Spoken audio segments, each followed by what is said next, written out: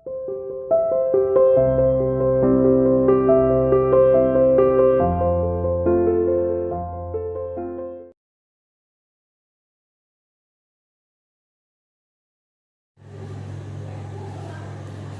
students, welcome to CR International School online class. How are you बच्चों?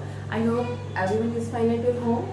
तो चलो बेटा, आज अपनी क्लास स्टार्ट करते हैं और आज का टॉपिक लेते हैं हम अपने हिंदी विषय का उप विषय हमारा है रामायण, जो कि हमने अभी रामायण की बुक अपनी स्टार्ट कर दी है। चैप्टर 1 हमारा रीड हो चुका है, अवधपुरी में राम। ठीक है, ये हमारा रामायण की पुस्तक का पाठ है कि अवधपुरी में राम।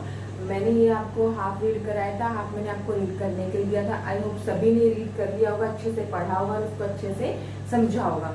जिन जिन बच्चों ने अच्छे से समझा होगा, पढ़ा होगा, उन बच्चों को क्वेश्चन आंसर करने में कोई भी प्रॉब्लम नहीं आएगी। लेकिन जिन्होंने नहीं पढ़ा होगा तो उनको हर क्वेश्चन का आंसर लर्न करने में प्रॉब्लम आएगी, क्योंकि वो रटेंगे और रटने वाली चीज कभी भी ज्यादा टाइम तक याद नहीं रहती। जो चीज खुद पढ़ के समझ के करते हैं वो हमें ज्यादा देर तक वो हमेशा के लिए हमें याद रहती है। तो अगर जिन बच्चों ने पढ़ लिया वो बहुत अच्छा है, और जिन्होंने नहीं पढ़ा है तो वो अपने इस चैप्टर को एक बार फिर से खुद से रीड कर लेंगे। आप जब तक खुद अच्छे से रीड नहीं करोगे तो वो आपको अच्छे से क्लियर नहीं होगा। कोई भी चीज है बेटा, सेल्फ स्टडी सबसे जरूरी है।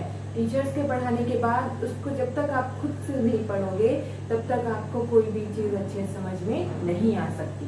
ठीक है, तो अच्छे से पढ़ना, उसको सेल्फ स्टडी करना सबसे ज्यादा जरूरी है। ओके, तो चलो सभी बच्चे अपने रामायण की बुक साथ में लेकर बैठेंगे। इसके कुछ क्वेश्चंस हमने निकाले, इसकी एक्सरसाइज नहीं दी हुई है, क्वेश्चन आंसर्स भी नहीं दिए हुए।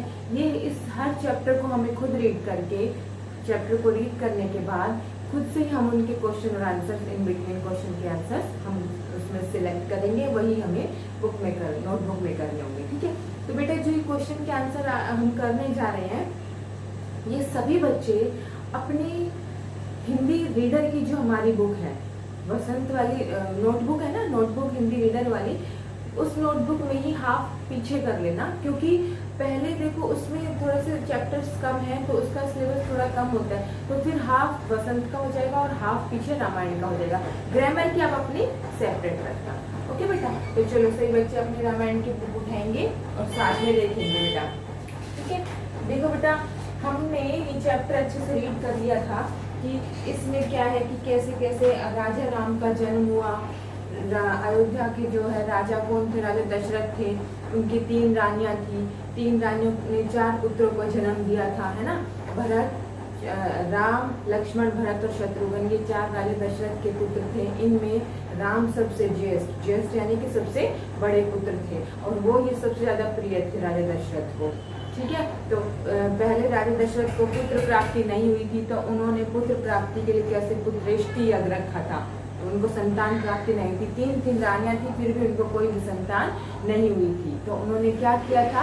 पुत्रेष्टि यज्ञ रखवाया था, ताकि उनको संतान की पुत्र की प्राप्ति हो। तो उसके लिए उसके बाद उनकी 3 रानियों से उनको 4 पुत्र हुए थे, राम, लक्ष्मण, भरत और शत्रुघ्न। ठीक है, तो वो कैसे कैसे वहाँ पले बड़े, कैसे वो उन्होंने वहाँ पर क्या क्या विद्या ग्रहण की, वो सब हमने इस पाठ में पढ़ा। तो अब बारी है इसकी प्रश्न उत्तर करने की। देखो बेटा, हमने ये इस पाठ को पढ़ने के बाद इन बिटवीन ही इसमें से हमने क्वेश्चंस निकाले हैं, तो आप ध्यानपूर्वक सुनिएगा। फर्स्ट है हमारा, अयोध्या कहाँ स्थित थी? अयोध्या अवध में सरयू नदी के किनारे स्थित है। ये आपने चैप्टर में पढ़ा है कि अयोध्या जो है सरयू नदी के किनारे, अयोध्या नगरी का स्थित है सरयू नदी के किनारे। कहाँ पर है वो? सरयू नदी के किनारे, अवध में सरयू नदी के किनारे। सरयू नदी,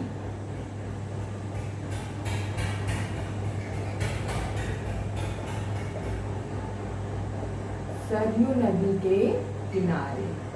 ठीक है, नेक्स्ट क्वेश्चन है हमारा, अयोध्या किस राज्य की राजधानी? हाँ, अयोध्या कोसल राज्य की राजधानी थी। ठीक है, अयोध्या किस राज्य की राजधानी थी? अयोध्या कोसल राज्य की राजधानी थी। किसकी थी? कोसल। किसकी थी बेटा? कोसल राज्य की। थर्ड क्वेश्चन है हमारा, राजा दशरथ में क्या क्या गुण थे? राजा दशरथ कुशल योद्धा, न्यायप्रिय और यशस्वी थे। कुशल योद्धा, युद्ध करने में माहिर थे, हर जगह विजय प्राप्त करते थे। न्यायप्रिय, हर किसी के साथ न्याय करते थे, अन्याय किसी के साथ नहीं होने देते थे, यशस्वी थे। ठीक है। राजा दशरथ की कितनी रानियां थी? राजा दशरथ की 3 रानियां थी। हमने पढ़ा था उन तीनों रानियों के नाम है कौशल्या, सुमित्रा और कैकेयी। कौन कौन थी राजा दशरथ की 3 रानियां? कौशल्या, सुमित्रा और तीसरी कौन थी हमारी? कैकेयी। ठीक है। ये राजा दशरथ की 3 रानियां, इनके नाम। राजा दशरथ ने संतान प्राप्ति के लिए कौन सा यज्ञ रखवाया था? कौन सा यज्ञ रखवाया था? राजा दशरथ ने संतान प्राप्ति के लिए पुत्रेष्टि यज्ञ रखवाया था। कौन सा यज्ञ रखवाया था? पुत्रेष्टि यज्ञ।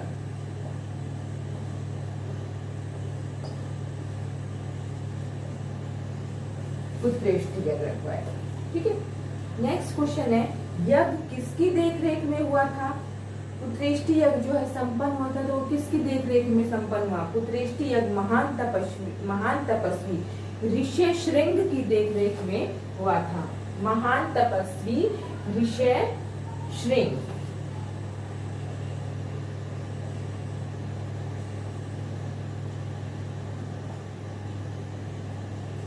ऋष्यशृंग की देखरेख में हुआ था। ठीक है, ये नाम है ऋष्यशृंग। नेक्स्ट है हमारा, राजा दशरथ को कितने पुत्रों की प्राप्ति हुई थी? तो राजा दशरथ को कितने पुत्रों की प्राप्ति हुई थी? 4 पुत्रों की। कौन कौन थे? राम, लक्ष्मण, भरत और शत्रुघ्न।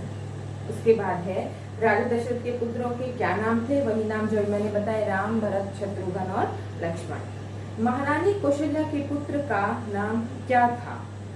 महारानी कौशल्या के पुत्र का नाम क्या था? राम। कौशल्या को जो पुत्र हुआ उसका नाम क्या था? राम। अगर क्वेश्चन आते कि राम की माता का क्या नाम था तो कौशल्या। अगर क्वेश्चन आते कौशल्या के पुत्र का क्या नाम था तो राम। ठीक है। नेक्स्ट है, राम का जन्म कब हुआ? राम का जन्म चैत्र माह की नवमी के दिन हुआ था। राम का जन्म चैत्र माह की नवमी के दिन हुआ था। रानी सुमित्रा के कितने पुत्र हुए?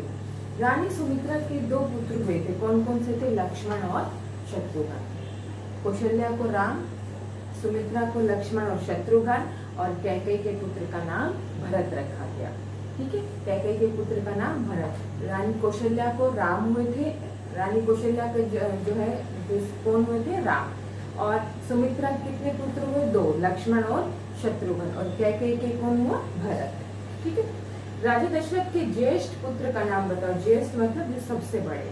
राजा दशरथ के ज्येष्ठ पुत्र का नाम राम रखा गया। उनके ज्येष्ठ पुत्र का नाम क्या था? राम। राजा राम स्वभाव से कैसे थे? राम स्वभाव से विवेक, शालीन और न्यायप्रिय थे। ठीक है।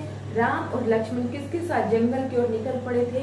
राम और लक्ष्मण महर्षि विश्वामित्र के साथ जंगल की ओर निकल पड़े थे।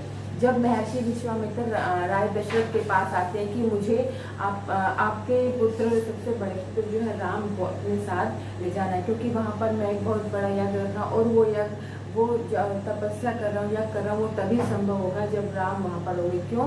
क्योंकि वो जानते थे, महर्षि विश्वामित्र जानते थे कि राम के अंदर एक बहुत ताकतवर है और इनके अंदर कुछ ऐसी इन्होंने शिक्षा ग्रहण की है कि ये किसी का भी जो है, जैसे उन्होंने कहा था कि अगर मैं तपस्या मेरी भंग करने के लिए 2 राक्षस वहाँ पर है, वो उसको संपूर्ण नहीं होने देंगे, लेकिन मुझे पता है कि राम जो है उन राक्षसों का सामना करेगा और मेरी जो है तपस्या पूर्ण हो जाएगी। लेकिन राजा दशरथ कह रहे थे कि ये तो अभी 16 साल का, ये छोटा सा है, तो ये कैसे उन राक्षसों का वध कर सकता है।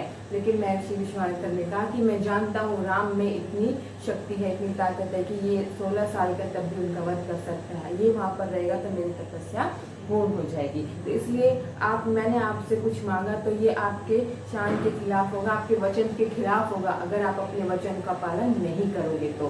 ठीक है। तो ये महर्षि विश्वामित्र ने उनसे पहले वचन लिया था कि मैं जो कुछ मांगूंगा तो वो आपको देना पड़ेगा। तब वो राजा राम को उनसे मांगते कि मुझे कुछ दिनों के लिए राम को अपने साथ जंगल में ले जाना है।